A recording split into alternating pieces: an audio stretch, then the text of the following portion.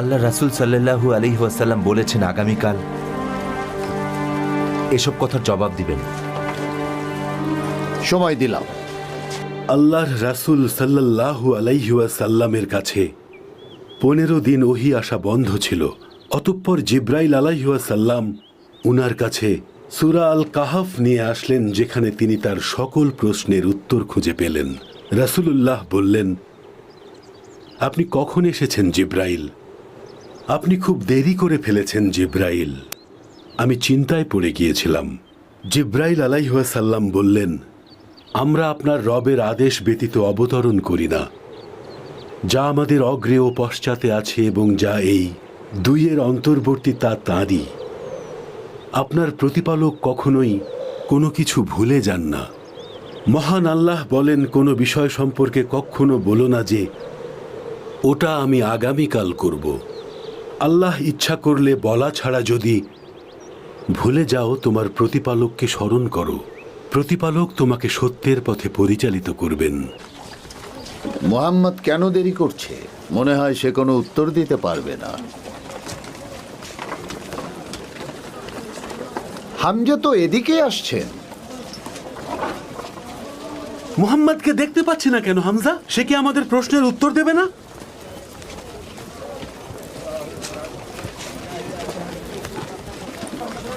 আল্লাহর রাসূল সাল্লাল্লাহু আলাইহি ওয়াসাল্লাম বলেছেন, তার উপর ওহী নাজিলের মাধ্যমে সকল প্রশ্নের উত্তর এসে গেছে।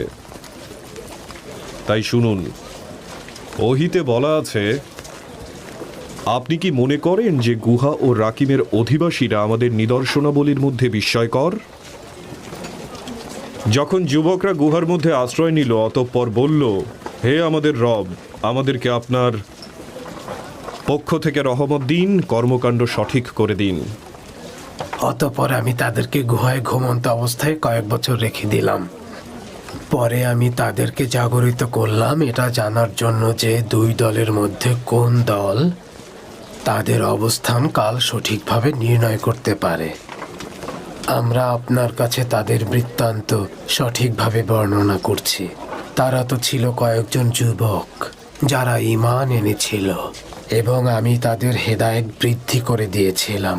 তারা যখন উঠে দাঁড়ালো তখন বলল, আমাদের রব আসমান আর জমিনের রব। আর আপনি দেখতে পেতেন সূর্য উদয়ের সময় সেটা তাদের গুহার ডান পাশ দিয়ে হেলে যেত, আর অস্ত যাওয়ার সময় সেটা অতিক্রম করে বাম পাশ দিয়ে।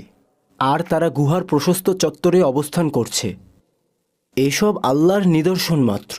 আল্লাহ যাকে সৎ পথ দেখান সে হেদায়েতপ্রাপ্ত, এবং আল্লাহ যাকে পথভ্রষ্ট করেন আপনি কখনো তাকে হেদায়েতের পথে আনতে পারবেন না। আর আপনি মনে করতেন তারা জেগে আছে, অথচ তারা ছিল ঘুমন্ত।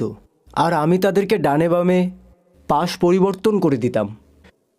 আর তাদের কুকুরটি বসেছিল গুহাদ্বারের সম্মুখে, সামনের পা দুটি প্রসারিত করে। যদি আপনি তাদের দিকে তাকিয়ে দেখতেন তবে অবশ্যই আপনি পিছন ফিরে পালিয়ে যেতেন আর ভয়ে আতঙ্কগ্রস্ত হয়ে পড়তেন। আর এমনিভাবেই আমি তাদেরকে জাগিয়ে তুলেছিলাম যাতে তারা পরস্পরকে জিজ্ঞাসা করে। তাদের একজন বলল, তোমরা কতক্ষণ ধরে এখানে আছো? তারা বলল, অল্প কিছুক্ষণ হবে। আর বলল, তোমরা কতক্ষণ এখানে অবস্থান করেছো সেটা তোমাদের রব খুব ভালো করে জানেন। মহান আল্লাহ তাআলা সত্য বলেছেন। আর তারা আপনাকে জুলকারনাইন সম্বন্ধে জিজ্ঞেস করে, বলুন, অচিরেই আমি আপনাদের কাছে তার বিষয়ে বর্ণনা করব। আমি তাকে জমিনে কর্তৃত্ব দান করেছিলাম এবং উপায় উপকরণ দান করেছিলাম। অবশেষে যখন সে সূর্য অস্তের স্থানে পৌঁছল, তখন সে সূর্যকে একটি কর্দমাক্ত পানির ঝর্ণায় ডুবতে দেখতে পেল এবং এর কাছে একটি জাতির দেখা পেল। আমি বললাম, হে জুলকারনাইন, তুমি তাদেরকে আযাবও দিতে পারো অথবা তাদের ব্যাপারে সদাচরণও করতে পারো। সে বলল, যে ব্যক্তি জুলুম করবে আমি অচিরেই তাকে শাস্তি দেব। অতঃপর তাকে তার রবের নিকট ফিরিয়ে নেওয়া হবে, তখন তিনি তাকে কঠিন আযাব দেবেন। আর যে ব্যক্তি ঈমান আনবে এবং সৎ কাজ করবে তার জন্য রয়েছে উত্তম পুরস্কার। আর আমি আমার ব্যবহারে তার সাথে নরম কথা বলবো। তারপর সে এক উপায় অবলম্বন করল। চলতে চলতে যখন সে সূর্যোদয়ের স্থলে পৌঁছল, তখন সে দেখল সেটা এমন এক সম্প্রদায়ের উপর উদয় হচ্ছে যাদের জন্য সূর্যতাপ হতে কোনো অন্তরাল আমরা সৃষ্টি করিনি। বলুন, আমার রবের কথা লেখার জন্য সমুদ্র যদি কালি হয়ে যায়, তবে সমুদ্র নিঃশেষ হয়ে যাবে আমার রবের কথা শেষ হওয়ার আগেই। যদি অনুরূপ আরও সমুদ্র নিয়ে আসা হয়, বলুন, আমি তো আপনাদের মতোই একজন মানুষ যাকে ওহী প্রেরণ করা হয়। আপনাদের ইলাহ কেবল এক ইলাহ, সুতরাং যে তার রবের সাক্ষাৎ কামনা করে সে যেন প্রতিনিয়তই সৎকর্ম করে যায় আর রবের ইবাদতে কখনোই কাউকে শরিক না করে। তারা রূহ সম্পর্কে প্রশ্ন করলে বলুন, রূহ আমার রবের আদেশ ঘটিত। এ বিষয় সম্পর্কে তোমাদের জ্ঞান অতি সামান্যই। এগুলো হচ্ছে আপনাদের করা প্রশ্নের বিস্তারিত উত্তর, যা কোনো মানুষ কখনোই জানতে পারে না, কারণ এটি আল্লাহর পক্ষ থেকে তার রসূল সাল্লাল্লাহু আলাইহি ওয়াসাল্লামের উপর প্রেরিত ঐশ্বরিক বাণী। তাই যার ইচ্ছা হয় সে মুমিন হোক কিংবা অবিশ্বাসী থেকে যাক।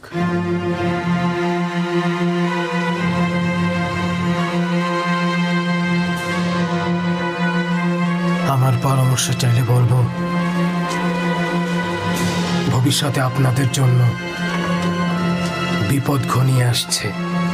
মহান আল্লাহ তাআলা মুশরিকদের সম্পর্কে রাসূল সাল্লাল্লাহু আলাইহি ওয়াসাল্লামের উদ্দেশ্যে তিনি বলেছিলেন যে যখন তারা পাহাড় সরিয়ে দিতে, ভূমিকে বর্ধিত করতে আর পূর্বপুরুষদের পুনরুজ্জীবিত করতে বলল, আল্লাহ বলেন, যদি কোরআন এমন হতো যা দ্বারা পর্বতকে গতিশীল করা যেত, অথবা জমিনকে টুকরো টুকরো করা যেত, অথবা মৃতের সাথে কথা বলা যেত, কিন্তু সব বিষয়ই আল্লাহর এখতিয়ারভুক্ত।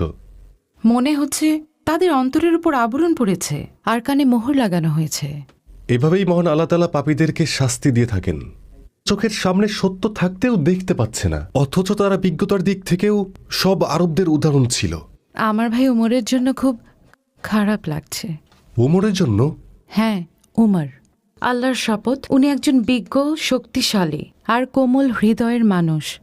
আমি মন থেকে চাই আল্লাহ উনার অন্তরাত্মা খুলে দেব। আমিন। আল্লাহ তাআলা নিশ্চয়ই ওনাকে সঠিক পথ দেখাবেন। আমার শুধু আল্লাহ রাসূলকে নিয়েই ভয় হচ্ছে ফাতিমা। আমি খুবই হতাশ। ওমরের মতো সম্ভ্রান্ত মানুষ কিভাবেই কাজ করতে পারে? যদি উনি ইসলামের পথে আসেন, উনি মুসলমানদের যতটা কষ্ট দিয়েছেন তার থেকে বেশি সুরক্ষা দিতে পারবেন। আল্লাহ তাআলা নিশ্চয়ই ওনাকে সঠিক পথ দেখাবেন। সব বিষয়ই আল্লাহর এখতিয়ারভুক্ত। মহান আল্লাহ পবিত্র কোরআনুল কারিমে ইরশাদ করেছেন, আর আপনার আগে আমরা দুনিয়াতে যে সকল নবী রাসূল পাঠিয়েছি তারা সকলেই খাওয়া দাওয়া করত ও হাটে বাজারে যেত। আমি তোমাদের মধ্যে একে অপরের পরীক্ষা স্বরূপ করেছি। তোমরা নিজেরা ধৈর্য ধারণ করতে পারবে কি? আর আপনার রব তো সর্বদ্রষ্টা। উমাইয়া ইবনে খালাফের অবিশ্বাস আর রাগান্বিত হয়ে কথা বলার কারণে মহান আল্লাহ বলেন, আর তারা বলে, আমরা কখনোই তোমার উপর ঈমান আনব না যতক্ষণ না তুমি আমাদের জন্য ভূমি হতে এক। ওটা কি আবু যার আল গিফারি না, যে কুরাইশদের লোকদের সাথে কথা বলছে? আচ্ছা, ও কি পূর্বপুরুষদের ধর্ম থেকে আমাদের লোকদের সরাতে চাইছে? হ্যাঁ আবুল হাকাম, আমারও তাই মনে হচ্ছে। লাতের শপথ, আমি ওর পিঠের চামড়া তুলে নেব। প্রবাহিত করে দেবে নদী নালা, অথবা তুমি যেমন বলে থাকো সে অনুযায়ী আকাশকে খণ্ড বিখণ্ড করে আমাদের উপর ফেলবে,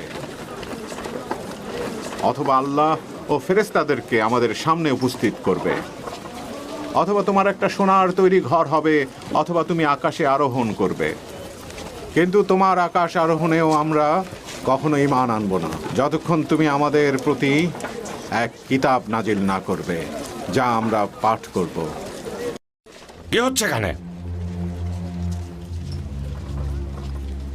তুমি মক্কা এসেছিলে টাকা পয়সা ছাড়া খালি হাতে, আর এখন তুমি কুরাইশদের বিভ্রান্ত করে তাদেরকে ভুল পথের দিকে নিয়ে যাচ্ছ। আবু যর, থামুন আপনি।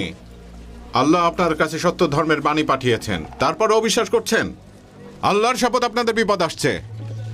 শুনুন আবুল হাকাম, আমাদের যদি হত্যাও করে ফেলেন তবু আমাদের ধর্ম ছাড়ব না।